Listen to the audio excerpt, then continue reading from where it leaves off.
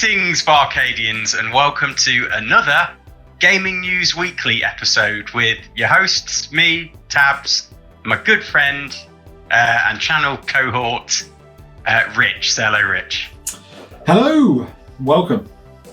So what have we got on the docket today? Well, as always, we talk very organically about what we've mostly been playing during the week, gaming escapades, if you like.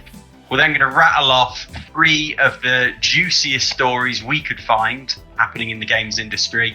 And then finally, we have a little quick fire shoot from the hip round that we call Everything Else, which is everything else we couldn't really feature and fit into the main. So yeah, if you're not already, please smash that like button to help grow, support the channel and help us battle that algorithm. Make sure you subscribed and you rang the bell for notifications.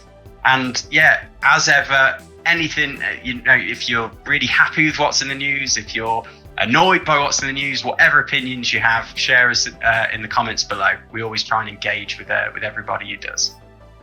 But without further banging on, Rich, what have you mostly been playing this week, my friend?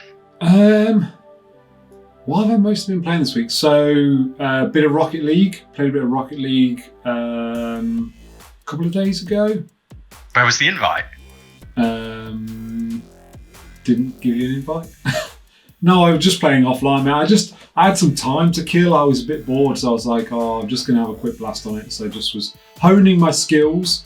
I think, is that all I've played this week? I think that might be all I've played this week. I have to say, after the news last week, I played some of the new Pro Evo, which is called New Football Game, I think it's called. I did play some of that, which,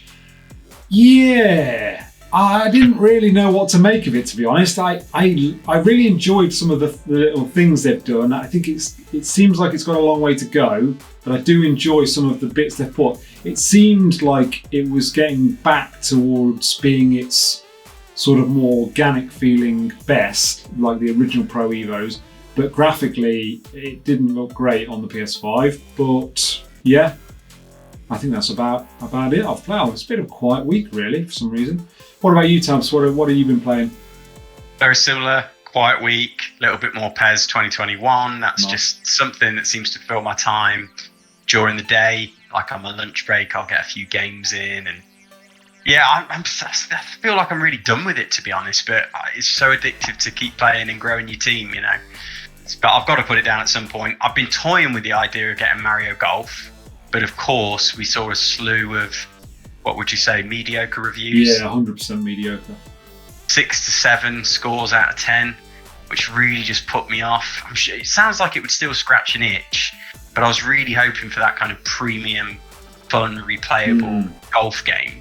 And because I was going to play it on my own, the single player mode was really a big selling point for me, but it sounds like it's not lived up. But not a great deal else. For context, you're looking for something with obviously your big project that you've got going on in a minute. You're looking for something you can very easily dip in and out of, bit of time here and there, just to keep your hand in, keep you entertained. You don't want. I'm craving like a big open world adventure, a big game to get stuck into, and I'm just I don't really have that at the minute.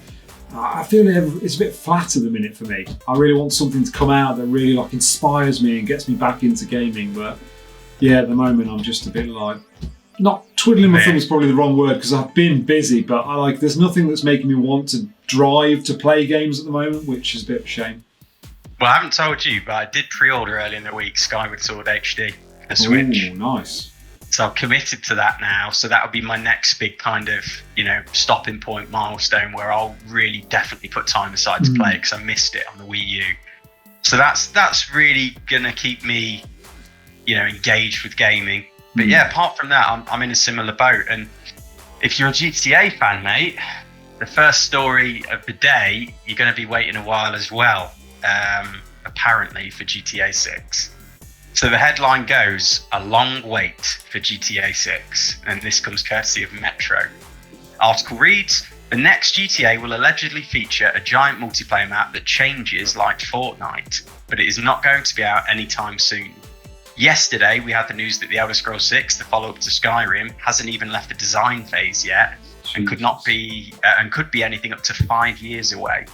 Well, it's not the only sequel that will have more than a decade between it and the last game, and we'll revisit that afterwards, Rich, because I don't think we like that, do we?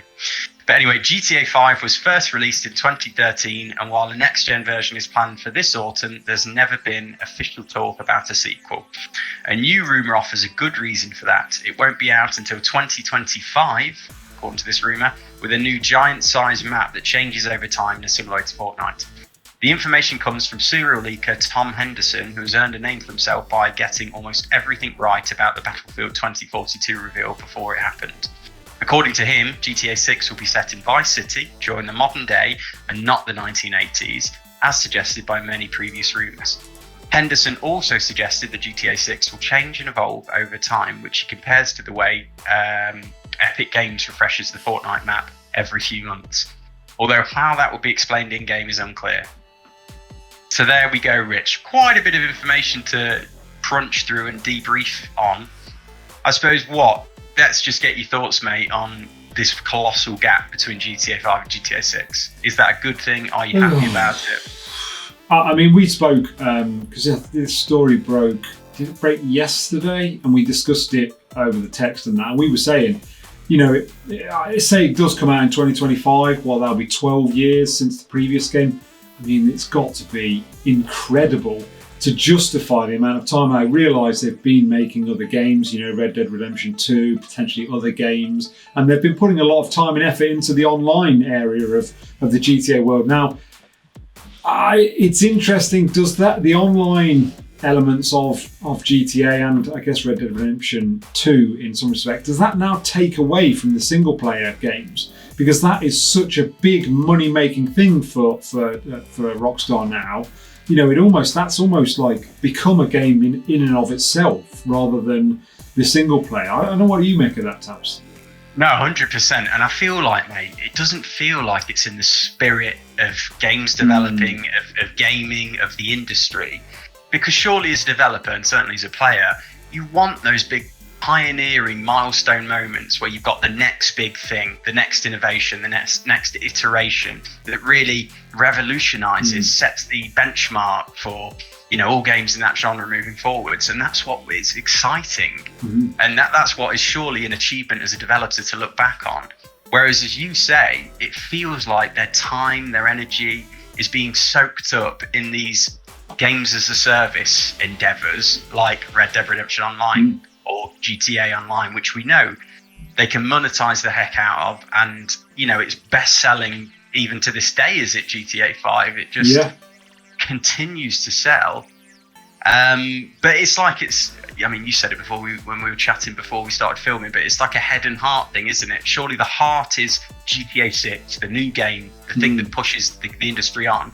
And the head is, well, we can make a truckload of money out of the online stuff and monetize. I actually think, is it now $1 billion game, did I read a few months ago, that literally it turns over like $1 billion a year, GTA Online. And you can't turn that up, can you? As a business wanting to be sustainable, you've got the head decision, it's the smart decision, but it is really such a shame that there's this massive gap of time now between their single player entries. And I can only assume that it mentions here, doesn't it, about like comparisons to Fortnite. They must be talking about the multiplayer version of GTA 6. I don't know how that would work. Yeah, I'm bemused. Of a single player experience. Yeah, I'm bemused on that. How would they? That's never been a thing in GTA. Now, if time moves on, so you know, like the game is set in multiple different years. Say there's an element of the game, you know, there's flashbacks and flash forwards within the game. Say, then that is an option to have different map, but I don't see how this would work within the GTA that we know. I don't see how that would work. But as you say, it could be that is lost in translation in this rumour, and that's actually referring to the online bit of the game. But yeah, I don't know, it's hard to say. They could be transitioning, mate, to like a massively multiplayer online, you know, GTA experience. So they've somehow meshed the single player and the multiplayer experience, so you can kind of have single player stories, but in this living, breathing multiplayer world, which would be amazing and revolutionary. But Well, griefing comes to mind. They've got to solve that. But we know firsthand how bad it can be on GTA Online, don't we? We know actually firsthand. But then, if they make it big enough, then is there ways to regulate that they've solved? But yeah, I know where you're coming from. I fail to see how they can step from where we are to that. But last thing, Rich, before we move on. Yep. Vice City. So it says here, according to this rumour, GTA 6 will be set in Vice City, but during the modern day and not the 1980s, which was suggested by previous rumours. Indeed. Last word on that before we move on. Yeah, I mean, that'd be really cool. The only thing I will say is we really liked the fact that it was set in the 1980s. Lots of great music. Everything was like kind of cool and, you know, a bit out there with the car stylings, lots of things. So I think it'll be interesting to see Vice City in the modern day, but I did enjoy that retro feel of Vice City. Yeah, 100%. Same page, mate. I feel like it's such a rich history there, isn't it? And as you say, the soundtrack just makes itself. Yeah. And on top of that, I don't know, it feels like I'm ready for a bit of a retro nostalgia vibe, rather than trying to make a satirical sort of commentary on the modern day, which, as we know, is it's bloody depressing at times, isn't it? I don't know how they've been that. Yeah. But Rich, enough about story number 2, GTA 6. Move us on to the next one. Absolutely. So, PlayStation ramps up acquisition war, and this comes from Games Radar. PlayStation Japan may have accidentally announced the acquisition of Bluepoint Studios earlier than planned. Attached to a tweet introducing PlayStation's acquisition of Housemarque Games was a marketing image featuring "Welcome to the Family," along with Bluepoint Studio logo and an image of Demon's Souls nestled among other PlayStation Studios IPs. The image was shared via Japan's Twitter account and may have been planned for a later date. However, somebody could have uploaded the wrong image to the tweet. The tweet has since been deleted, however, screenshots of the tweet still remain. Bluepoint Games are most notably known for their work remastering classic PlayStation titles such as Demon's Souls on PS5 on PS5, but we'll get there in a minute, and 2018's Shadow of the Colossus, and the remastered ports of both God of War Collection and Uncharted The Nathan Drake Collection. An acquisition that did actually get announced today, however, was Returnal Studio Housemarque Games, who are now also part of the PlayStation Studios family. In an official blog post, the head of PlayStation Studio, Herman Hulst, praised Housemarque, noting that Housemarque's recent release of Returnal proves the studio is one with incredible vision, capable of creating memorable new games that resonate with our community. So, yes, difficult to know what to make on this. There's two sides to this. So there was the original, what was obvious, the tweet that they were meant to put out, which had the Housemarque logo on there, and then in the background was games that were all part of the PlayStation Studios like branding. And including various titles, and then there was this separate leaked image or image that came out, which seems like it was maybe the wrong image selected, possibly for the tweet. And the difference being that instead of having a Housemarque as the logo, it had Bluepoint Games as the logo, but it also had the Demon's Souls character strip in the background. So. Yeah, I feel like this is someone's just erred. I think someone's just made an error, and we already know that PlayStation potentially are interested in this. Obviously, they've remade games for PlayStation, so it would make sense. I don't know. What do you make of this, Tubbs? Well, I think for starters, Housemarque is a decent acquisition, isn't it? Yep. With Returnal, I've not played it. I don't know if I will, but it looks like a strong game, and I think they've got a decent track record. So obviously with this whole Bethesda buy-up by Microsoft, it's a good move by Sony to show that they're not just going to sit back and they're going to be a bit aggressive themselves. So yeah, I think it's a good buy. Bluepoint Games, I don't know if it was a mistake, mate. I think it might, well, it obviously was a mistake either way, but I think, just look at that track record of the work they've done for Sony. They're practically in bed together already. Exactly. And as you shared with me, Yong-Ye, didn't he have a video, because they've long been rumoured to perhaps be working on a Metal Gear Solid Absolutely. Remake, remaster, I don't know. Let's see. So, with all that being said, surely maybe Sony just want to stagger it out, to make it look, to keep momentum. Exactly. And give, Bluepoint their own time in the spotlight, and somebody just slipped this as part of it. Well, I'm just going to link this to something that I've thrown in everything else today. Now, we'll probably go over this again, but PlayStation are apparently are going to be having a state of play this month, possibly towards the end of this month. And after reading this story, I did think, I wonder whether we were going to see a trailer from Bluepoint Studios within the state of play, and then at the end of this trailer they were going to announce that they'd actually acquired Bluepoint Studios. So and then obviously at that point this tweet say welcome to this sort of studio umbrella would be obviously released. So yeah, exactly. So I feel like it wouldn't be out. I feel like this would be something that we could see happening. That's the thing I would say about this. So I know this is only a rumour and possibly someone's error, but there's a lot of things that fall into place that suggest that this might be a thing. And I'm not talking clutching at straws like we were on Abandoned last week. Oh, either way, mate, I'm just chuffed that Sony are not going to sit back, because the Bethesda acquisition was massive, wasn't it? And it's had major ripples in the pond that is the games industry. Absolutely.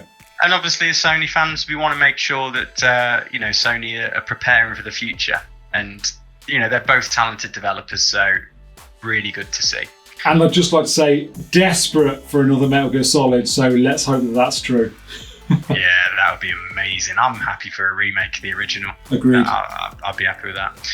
Anyway, let's finish this off with the third story this week. So, headline reads, Big Phil laying the bed for Halo Infinite disappointment. So this comes courtesy of GameSpot. Here is what they had to say. Halo Infinite is not a make or break moment for the series, according to Xbox boss Phil Spencer. Halo is a mega franchise that will be here for the next decade, regardless of how Halo Infinite is received, the executive said in a new interview. He also touched on how the game's multiplayer is shaping up and why he doesn't believe the game needs Battle Royale. Halo Infinite might not please 100% of the people, but that's just part of being in the entertainment business, he added. I don't think that it's a make or break. I just don't believe that, he told IGN. There's going to be millions of people who play that game and love that game, and I'm sure there'll be some people who see opportunities for us to do more, and that's just the nature of being an entertainment business, and we accept it. Spencer went on to say that developers put enough pressure on themselves to make a great game, and he didn't want to add any more. Halo will be here 10 years from now. Is Infinite the linchpin for whether or not it survives that long? Absolutely not. The game has such a rabid fan base and such a history and lore that it's just an IP that's going to be with us. We don't take that for granted, but I definitely believe that in my core, I never want to put a team in a position where they feel like, hey, this one's got to land, or who knows, he said. So, yeah, I mean, Rich, for me, I get the whole kind of like well-being spin. We don't want, it'd be horrible to put that sort of pressure on any team, anybody working towards a creative endeavor that's always hard to control. But I'm sorry, the run-up, the fanfare, everything we've seen from Infinite, for me, it has to be a hit. Otherwise, it's going to go down as an unmitigated disaster, isn't it? So, yeah, I feel like Spencer here is laying that bed to say, it's perhaps not going to hit all the notes that the fans want and be that kind of blockbuster killer app that everybody wants it to be. But I don't know, mate. What do you think? Ridiculous. That's what I think of that. Ridiculous. Your game's not even come out yet. You've not even shown any in-game since there was some multiplayer at E3, was there? Which apparently, there's quite a bit of multiplayer. But I'm hearing the multiplayer looked really good from what people were saying, as in fun-wise. But how ridiculous. Your product's not even come out yet, and you're guiding expectations onto whether people are going to be disappointed by it. I mean, if I was someone making that game, I'd be like, well, Phil thinks this is going to be a load of rubbish. Yeah. Wouldn't you? It's ridiculous. I can't believe he said those things. That's ridiculous. Basically, he said, yeah, this one might be naff, but we'll just make some more. That's basically what he said in a nutshell. I suppose I mean, you compare it to Cyberpunk. I suppose it's a good thing that, you know, they are realigning the trajectory of expectations, because we don't want to see the sort of fallout we saw from Cyberpunk, if that is what he's doing. So that's sort of a good thing. But I think in terms of, you know, commerciality, in terms of their branding, they've obviously for quite some time, it was supposed to be the flagship title for the Xbox Series consoles, wasn't it? There's no doubt about that. And obviously it got that terrible first showing. We've heard about development help behind the scenes. And it's clear that it's just not going to plan. And it just feels like this is almost, it's a bit of a flag, isn't it, of surrender that's going up to say, you know, we've done as much as we can. They're not that confident that it's going to hit all those buttons and be kind of a legendary installment in the series, which is sad. It's sad to see.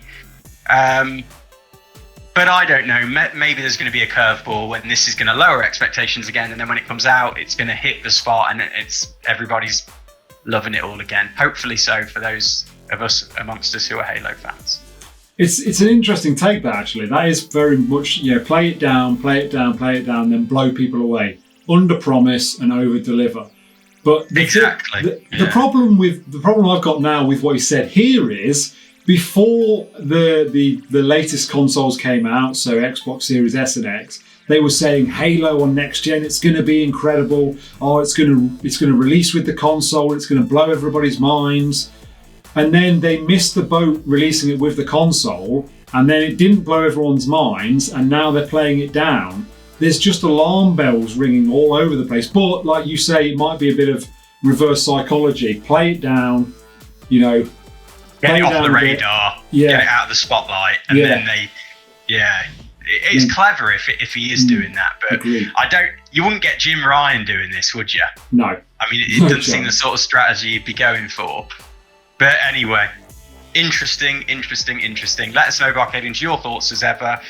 We try and remain unbiased. We are PlayStation fans, there's no doubt. We don't have a massive history of Xbox ownership in terms of the ecosystem, but you know, we love to see competition, innovation, just great games. So we're not what? Open to buy. I mean, if there's some brilliant games come out, one of the main reasons I personally have never bought an Xbox is the games have often been ones that have not massively. Like, I've had a PlayStation since PlayStation 2, not when it first came out, but I've never gone, oh, I wish I had an Xbox to play this game or this game. Whereas if that does happen, then I'll be open to getting an Xbox.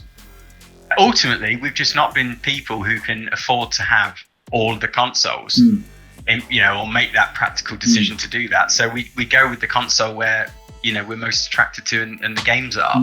And really up to now, I think for both of us, Rich, we've never really needed to.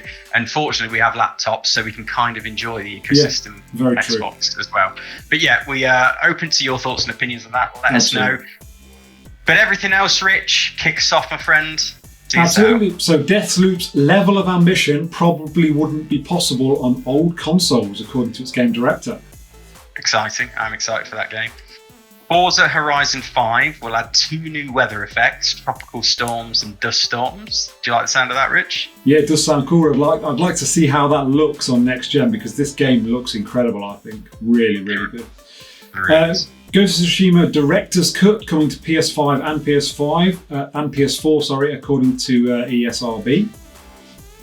Interesting. Let's see what that looks like. This next one, we have touched on this earlier on in this, about a state of play coming next month. When it says next month, I think it means July, because this story broke in end of June. Obviously, we've just ticked over into July. So I potentially, and this was leaked by a French gaming site, sometime in July, possibly towards the end, we're going to see something from state of play.